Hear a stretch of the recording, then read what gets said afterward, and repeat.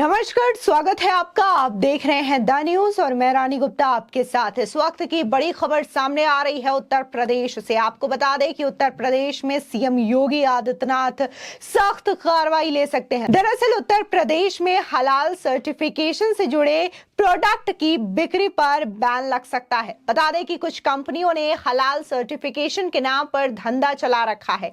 Dairy, कपड़ा, चीनी, नमकीन, मसाले और साबुन को भी हलाल सर्टिफाइड कर रहे थे।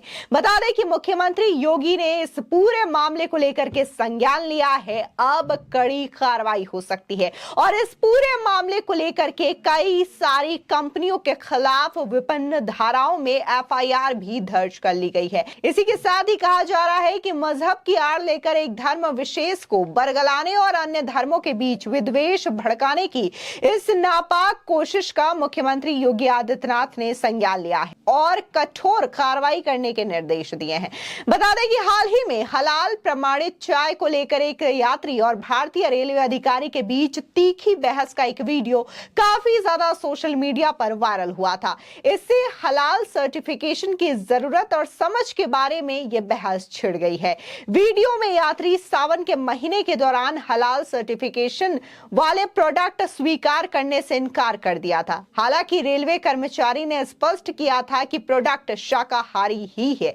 विवाद इस बात को लेकर के था कि पैकेट पर हलाल लिखा था। आपको बता दें कि हजरतगंज कोतवाली में हलाल सर्टिफिकेशन वाले प्रोडक्ट को लेकर संबंधित कंपनी पर एफआईआर दर्ज कराई गई है।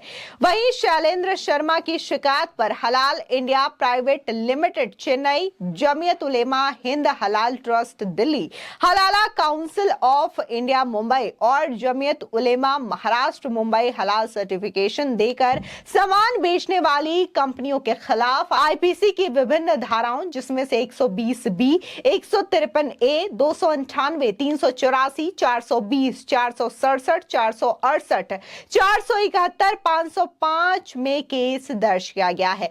भारत में कोई भी सरकारी संस्था ऐसा किसी तरीके का सर्टिफिकेशन जारी नहीं करती है। शिकायतकर्ता ने इसे एक बड़ी साजिश की आशंका जताते हुए कहा है कि जिन कंपनियों ने ऐसा हलाल प्रमाण पत्र इनसे नहीं प्राप्त किया, उनके प्रोडक्ट की बिक्री को घटाने का प्रयास भी किया जा रहा है, जो कि आपराधिक कृत्य है। आशंका है कि इस अनुचित लाभ को समाज विरोधी व राष्ट्र विरोधी तत्वों को पहुंचाया जा रहा है। खास बात यह है कि शाकाहारी प्रोडक्ट जैसे कि तेल, साबुन, टूथपेस्ट, मधु यानी कि शहद आदि की बिक्री के लिए भी हलाल सर्टिफिकेट दिया जा रहा है, जबकि शाकाहारी वस्तुओं पर ऐसे किसी प्रमाण पत्र की आवश्यकता ही नहीं होती।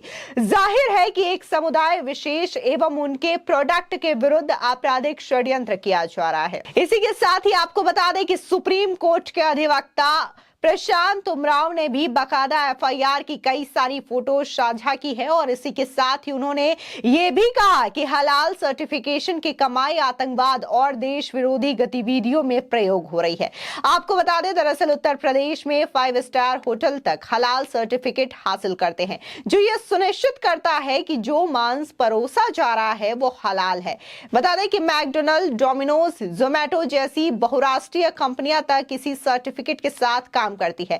लेकिन यहां पर महत्वपूर्ण बात यह है कि हमारे देश में यह सर्टिफिकेट सरकार द्वारा नहीं दिया जाता है। दरअसल भारत में अलग अलग वस्तुओं के लिए अलग अलग सर्टिफिकेट का प्रावधान है, जो कि उनकी क्वालिटी यानी कि गुणवत्ता सुनिश्चित करते हैं। जैसे औद्योगिक वस्तुओं के लिए आईएसआई मार्क, कृषि उत्पादों के लिए एगमार्क और प्रोसेस्ड फल उत्पाद जैसे जैम, अचार के लिए एफपीओ, सोने के लिए हॉलमार्क शामिल है। हलाल का सर्टिफिकेट भारत सरकार नहीं देता है। बता दें कि भारत में यह सर्टिफिकेट कुछ प्राइवेट संस्थान जैसे कि Halal India private limited, Halal certification services India private limited, Jamiat Ulema Hind Halal trust दे रहा है। इन पर लगाम कसने की तैयारी योगी सरकार के द्वारा की जा रही है। आपको बता दें कि हलाल सर्टिफिकेशन फूड, कॉस्मेटिक और फार्मास्यूटिकल क्षेत्रों के लिए किया जाता है और ये एक तरीके की गारंटी है कि प्रोडक्ट उत्पाद बाद इस्लामी कानून के नियमों के तहत बनाए गए हैं। इसका इस्तेमाल कस्टमर्स को यह बताने के लिए किया जाता है कि इसमें कोई भी निषिद्ध पदार्थ शामिल नहीं है और प्रोडक्ट में किसी भी तरीके से अशुद्ध माने जाने वाले किसी भी पदार्थ या वस्तु का इस्तेमाल नहीं किया गया है।